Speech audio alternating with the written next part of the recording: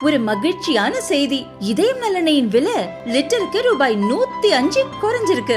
September 2023ல 1 litre இதயம் நலனையின் அதிகபட்ச விலை ரூபாய் 503. ஆனா இப்ப 1 லிட்டர் இதயம் நலனையின் விலை ரூபாய் 398 மட்டும்தான் தமிழ்நாட்டுல. அப்ப இனிமே எல்லாரும் இதயம் நலனை வாங்கலாம் இல்ல?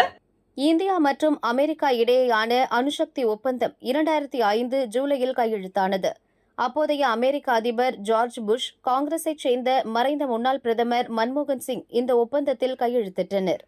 இந்தியா அமெரிக்கா சிவில் அணுசக்தி ஒப்பந்தம் 2008 இறுதியானது. இந்த ஒப்பந்தம் பல கட்டுப்பாடுகளால் இதுவரை நடைமுறைக்கு வரவில்லை. இதனால் அமெரிக்கா மற்றும் இந்திய நிறுவனங்கள் இடையே அணுசக்தி உற்பத்தி தொடர்பான ஒப்பந்தங்கள் மேற்கொள்ள முடியாத நிலை ஏற்பட்டு வந்தது.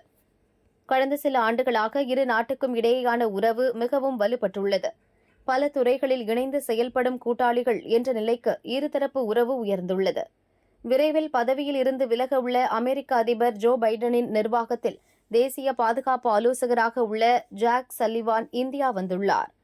பிரதமர் நரேந்திர மோடி, வெளியுறவு அமைச்சர் ஜெய்சங்கர், தேசிய பாதுகாப்பு ஆலோசகர் அஜித் தோவல் உள்ளிட்டோரை அவர் நேற்று சந்தித்தார்.